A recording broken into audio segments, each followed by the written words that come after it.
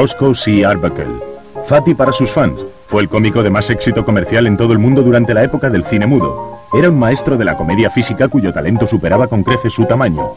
Preparó el camino para estrellas como Jackie Gleason, John Candy y Chris Farley.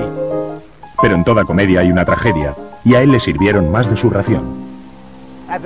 En la cima de su carrera en 1921, Fatty Arbuckle se encontró envuelto en pleno escándalo relacionado con la violación y con el asesinato de la joven actriz Virginia Rape. ¿Cómo pudo terminar así uno de los cómicos más queridos de Hollywood? ¿Cómo y por qué murió la joven actriz? En el episodio de hoy de Misterios y Escándalos trataremos de descubrir la verdad que se esconde detrás de la acusación y los rumores. Se tumbó sobre Virginia y le destrozó la vesícula. Recordaremos la volátil reacción del público ante el escándalo de Arbuckle. Arbuckle, ese magnífico cómico, ha decepcionado a todo el mundo y es un pervertido. Destruiremos algunos mitos sobre la supuesta víctima de Fatty. Era como una prostituta. Contaremos la historia de Fatty Arbuckle con la ayuda de imágenes de archivo, fotografías exclusivas y representaciones dramáticas. Soy A.J. Benza. Acompáñennos para descubrir la trágica y turbulenta vida de Roscoe Fatty Arbuckle, el protagonista del primer gran escándalo de Hollywood. Las cenizas del viejo Fatty Arbuckle de 46 años fueron esparcidas por el Océano Pacífico el 29 de junio de 1933. Pero la estrella del cine mudo nació junto a los campos de trigo de Smith Center, Kansas, el 24 de marzo de 1887. Fatty nació enorme. Decía muchas veces en broma: mi nacimiento y un ciclón borraron Smith Center del mapa. Desde entonces no se ha vuelto a oír hablar de ese lugar. La leyenda dice que pesó entre 6 y 7 kilos y que cuando su hermano lo vio, salió corriendo de la habitación. Nos lo confirma Clyde, el hermano de Fatty. Mi madre estaba tumbada en la cama y junto a ella mi nuevo hermanito. Era un bebé gordo que ponía los ojos de esta manera. Al terminar el siglo, cuando Fatty tenía 2 años, su padre William se mudó con la familia a Santa Ana, California. A los 8 años, el jovial Fatty descubrió su vocación. Solía ir mucho por la zona de la ópera de Santa Ana, y fue lo suficiente como para que le pidieran que se uniera a la compañía. A William Arbuckle no le importaba en absoluto el teatro, y cuando Roscoe empezó a dedicarse a ello, William disfrutaba riéndose de él, porque pensaba que nunca llegaría a ser nadie en el teatro. Mi madre me dijo que mi padre era demasiado duro con él. Mucho más duro para el joven Fatty fue el hecho de que su padre abandonase a la familia y se mudara a San José. Pronto llegaría otra tragedia, la muerte de su madre. Un tiempo después tuvo que ir a vivir con un padre al que no le importaba. Cuando Fatty llegó a San José, en la estación de tren no había nadie para recibirlo. Unos días antes, su padre se había vuelto a marchar. Fue a un restaurante. En un bar, una especie de taberna, alguien se apiadó de él y le dejó vivir en la trastienda, a cambio de barrer los suelos, de modo que estuvo solo desde muy joven. Más adelante, Fatty encontró un sitio en los clubs locales de vodevil y logró un gran éxito. Interpretaba un número en el que cantaba, pero no gustó y le iban a echar. Cuando salió el famoso gancho, empezó a correr por todo el escenario para eludirlo, y aquello hizo reír al público. Después hizo un número de baile, y terminó cayéndose dentro del foso de la orquesta, encima del tambor. Tuvo tanto éxito que le pidieron que se quedase, y ganó los $5 aquella noche. Cuando su carrera en el mundo del espectáculo prosperó, Fatty se trasladó a Long Beach, California. En el verano de 1908, mientras iba conduciendo a los 21 años, Fatty conoció a una actriz de 17 años llamada Minta Durfee. Por lo que parece, ella le dijo: no me gustan los gordos ni los rubios, pero nunca subestimes el poder de un rubio gordo que sabe cantar. Fatty le cantó una serenata, formaron un número juntos y unos meses más tarde se casaron. En 1913, la pareja cómica Fatty y Minta se trasladó a Hollywood. No pasaría mucho tiempo antes de que Fatty pasara al mundo del cine. Arbuckle acababa de llegar. Conoció a un tipo alto con el pelo blanco que mascaba tabaco. Le dijo: ven mañana, empiezas a trabajar. Él pensó que era una broma. No sabía que era Mack Sennett. Nada más verle dijo: voy a darte una oportunidad. A la mañana siguiente empezó a trabajar en una película. Mack Sennett era el gerente de los estudios Keystone, el hogar de los famosos policías de Keystone. A Sennett le gustó Fatty y le dio su oportunidad de ser famoso contratándole para la conocida película True Realists. Fue también en los estudios Keystone donde Fatty conoció a otro cómico que pronto sería el fabuloso Buster Keaton. La mujer de Keaton, Eleanor, dice que los dos cómicos se hicieron amigos enseguida. Se gustaron desde el principio. Gastaban bromas que no hacían daño a nadie. Una vez, estando en San Francisco, Buster se quitó los zapatos y los frotó contra la ventana de fuera para ensuciarlos. Después hizo el pino sobre los hombros de Roscoe, que le sujetaba. Empezó a caminar por las paredes, por el techo, de izquierda a derecha, y marcó sus huellas por todas partes.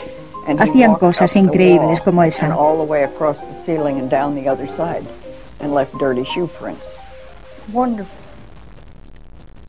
Fatty se divertía, ¿por qué no? Iba camino de convertirse en una estrella. En menos de una década, Fatty había pasado de ganar $5 al día por una canción a ser el primer hombre en cobrar $1 millón en Hollywood.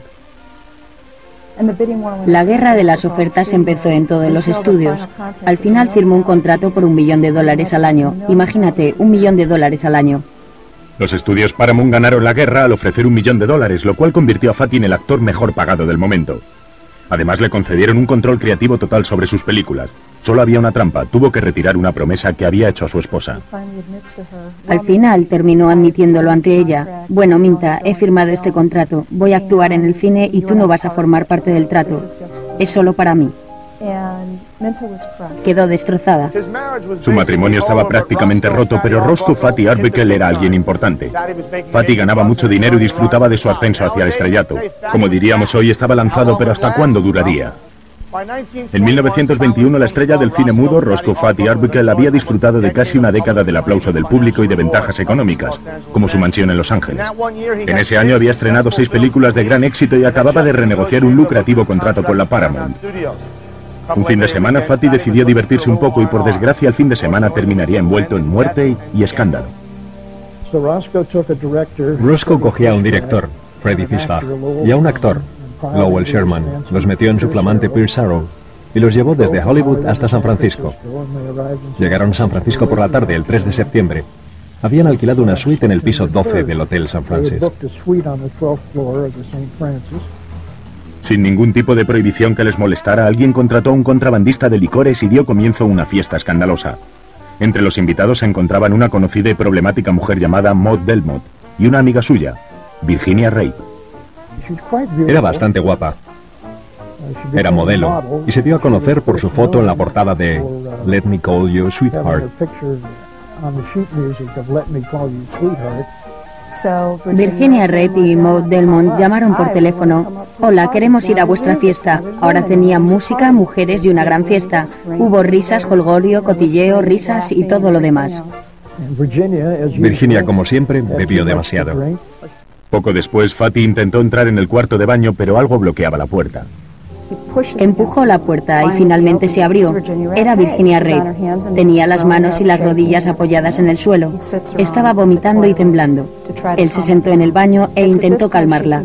En ese momento confesó a Roscoe que había abortado y que quería su dinero. No hubo ninguna implicación. Roscoe no tuvo la culpa de nada. Ella simplemente quería sacarle su dinero. Roscoe quedó horrorizado. Él quería tener hijos. Su esposa Minta había tenido 2 abortos espontáneos. Según la escritora Andy Edmonds, la situación fue de mal en peor. Virginia Rape se puso histérica, empezó a gritar y a rasgarse la ropa. Llegaron 2 mujeres, llamaron a la puerta, escucharon los gritos y entraron rápidamente. Llamaron a un médico para que la examinara. Entonces Virginia miró a Maud, señaló a Fatty y dijo: él me ha hecho esto, lleváoslo de aquí. No quiero que esté cerca de mí. Esa frase se sacó de contexto para implicarle y acusarle de haberla violado. Roscoe alquiló otra habitación e hizo que la metieran allí mientras la fiesta continuaba. Supuso que había bebido mucho, así que la dejó allí. Después cogió su avión de vuelta a Los Ángeles sin pensar nada extraño sobre el incidente de San Francisco. 5 días después, el 10 de septiembre de 1922, Fatty supo las consecuencias de su fin de semana en San Francisco. 2 hombres del departamento del sheriff de San Francisco aparecieron delante de la puerta de la casa de Roscoe en West Adams y dijeron: se le acusa del asesinato de Virginia Rape. Se quedó estupefacto. Maud Delmont era la testigo estelar del caso. Maud Delmont pensó que podía sacar un buen dinero haciéndole chantaje a Roscoe. Envió una carta a un cómplice. Maud le dijo a la policía que Roscoe se había aprovechado del estado de incapacidad de Virginia y la había violado, que le había rasgado la ropa y la había violado. Y la policía la creyó. La prensa tenía mucho trabajo. Cuanto más grandes eran los titulares, más periódicos se vendían. En San Francisco se supo que Roscoe Arbuckle estaba implicado en la muerte de la chica, aunque las circunstancias no se conocían con certeza. La prensa, sobre todo la sensacionalista, se lanzó sobre la noticia con saña y desvirtuaron totalmente la historia. Hablaron con Maud Delmont y pusieron la noticia en primera página. La verdad no vendía, así que la ignoraron y se dedicaron a hacer suposiciones e hipótesis. Cualquiera que quisiera ver su nombre en los periódicos solo tenía que decir, sí, Roscoe Arbuckle hizo esto y lo otro. Aparecieron grandes titulares en los periódicos sensacionalistas de San Francisco. El editor millonario William Randolph Hearst tenía poder ilimitado a la hora de decidir lo que se iba a publicar. El profesor de periodismo Ken Waters afirma que Hearst señaló las noticias que había que cubrir.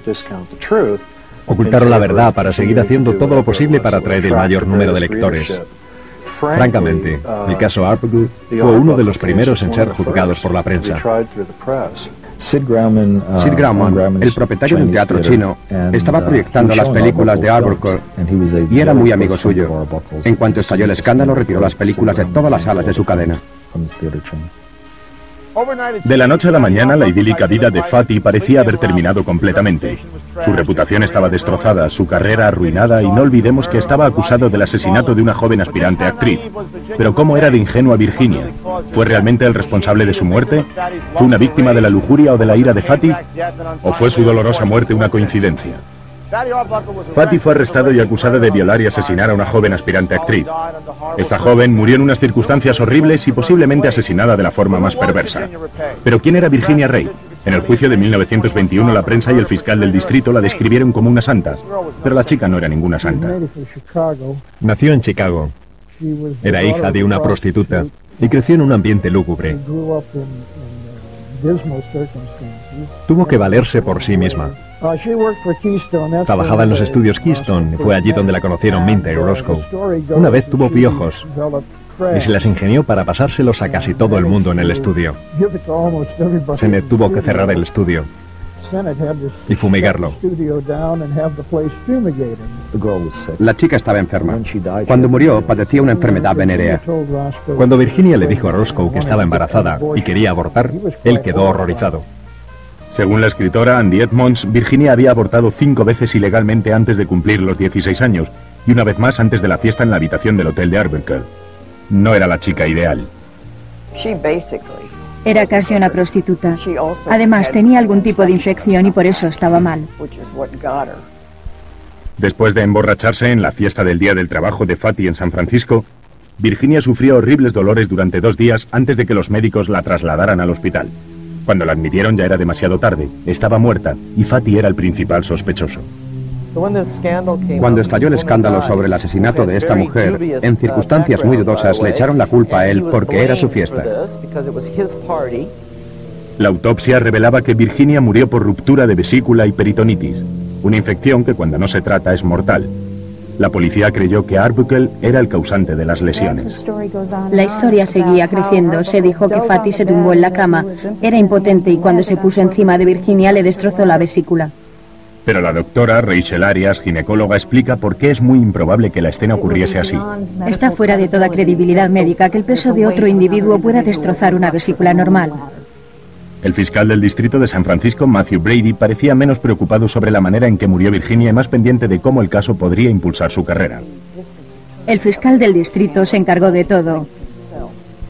Quería convertirse en gobernador a toda costa y estaba dispuesto a crearse una reputación para llegar a conseguirlo como resultado del juicio de Arbuckle. El fiscal del distrito acusó a Fatty de asesinato. Sin embargo, el gran jurado determinó que las heridas de Virginia no fueron provocadas deliberadamente y rebajaron los cargos contra Fatty al grado de homicidio.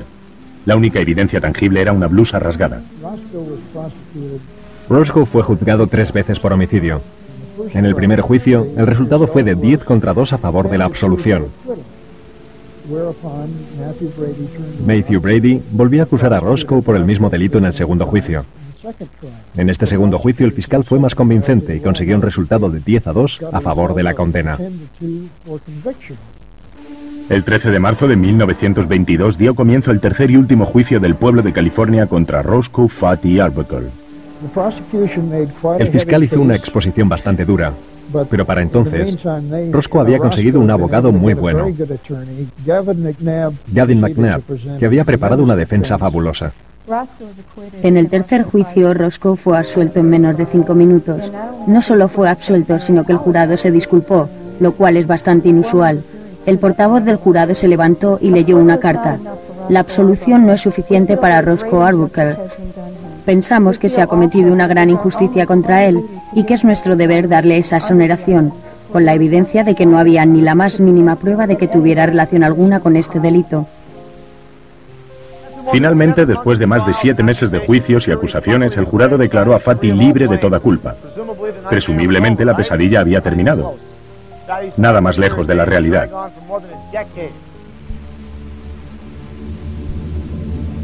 En 1922, la carrera cinematográfica de Roscoe Fatty Arbuckle, su considerable fortuna y su reputación en Hollywood estaban prácticamente acabadas. El recuerdo de Fatty está oscurecido por aquella trágica noche de 1921 en la fiesta que desembocó en la muerte de una joven actriz. Aclaremos alguna cosa. ¿Qué fue lo que no pasó aquella noche? Hay 2 mitos asociados con Roscoe Arbuckle. Uno es que era culpable de la muerte de Virginia, y el otro es que la penetró, dependiendo de quién cuente la historia, con un gran trozo de hielo, una botella de Coca-Cola o una botella de champán. En el momento en que Virginia fue encontrada, no se encontró nada de eso en la suite del hotel. Todos bebieron ginebra y zumo de naranja. Entonces, si Fatty no mató a Virginia, ¿qué le pasó? La explicación más lógica es que murió por un aborto malogrado. Si el aborto le provocó la peritonitis, es probable, teniendo en cuenta el estado de la medicina en esa época, que los instrumentos quirúrgicos le perforaran los intestinos u otros órganos e hiciera que enfermase y muriese. Aunque Fatty fue absuelto, para muchos siempre sería culpable. El público se volvió contra él, y eso fue lo que más daño le hizo, porque le adoraban y podían haberlo entendido y haberle creído, pero no lo hicieron. El pobre hombre lo perdió todo. El estudio canceló su contrato, le suspendieron el sueldo y le pusieron en la lista negra. Prácticamente le echaron a los lobos. Era inocente, pero nadie quería escucharlo. Estaba muy deprimido. Sus amigos intentaron ayudarle y le contrataban bajo nombres falsos. Eran nombres graciosos. Hubo un momento que decidió que su nombre sería Will Be Good. Dirigía con el nombre de William Goodrich. Era el nombre de su padre. El propio William Randolph Hearst contrató a Arbuckle para dirigir una película. Se dice que Arbuckle le dijo: «Señor Hearst, ¿por qué me ha hecho esto? ¿Por qué ha publicado todo eso?» Y Hearst le dijo: «No es nada personal, hijo. Hacemos todo eso para vender periódicos». En 1932, finalmente consiguió un contrato para volver a hacer película. Después de 11 años volvió a ponerse delante de la cámara. Trabajó muy duro. En junio de 1933 había terminado una película y fue a celebrar su primer aniversario con su nueva esposa. Se decía que iba a volver a hacer películas. Fue a un restaurante con unos amigos y dijo: «Este tiene que ser el día más feliz de mi vida». Volvieron a casa riéndose sobre alguna cosa. Roscoe se acostó mientras Eddie se quitaba el maquillaje. Ella le habló, pero no obtuvo respuesta. Volvió a hablarle y no le contestó. Tenía una sonrisa en la cara, como si estuviera dormido, pero estaba muerto. Murió mientras dormía, a los 46 años. Fue un infarto. Ese fue el final de la carrera de Roscoe Arbuckle. Creo que la frase más acertada fue la de su gran amigo Buster Keaton, cuando dijo que había muerto al rompérsele el corazón. Una vez dijo: «Puedes perderlo todo, excepto el buen nombre. Si pierdes la reputación, no tienes nada». Él perdió su buen nombre y su reputación. Su nombre era Roscoe Conklin Arbuckle, y normalmente firmaba como Roscoe C. Arbuckle. Antes del escándalo, cuando la gente le preguntaba qué significaba sí, él decía Conklin, pero después, cuando le preguntaban qué significaba, él decía crucificado. Ya lo han oído. Es la verdad sobre el primer gran escándalo de Hollywood. No hubo ninguna orgía ni ninguna botella de Coca-Cola. Fatty Arbuckle fue simplemente otra víctima de la fama. En 1960, 27 años después de su muerte, Hollywood finalmente concedió a Fatty, la leyenda del cine mudo, su propia estrella. Soy AJ Benza. Hasta el próximo programa, donde volveremos a contemplar la otra cara de Hollywood.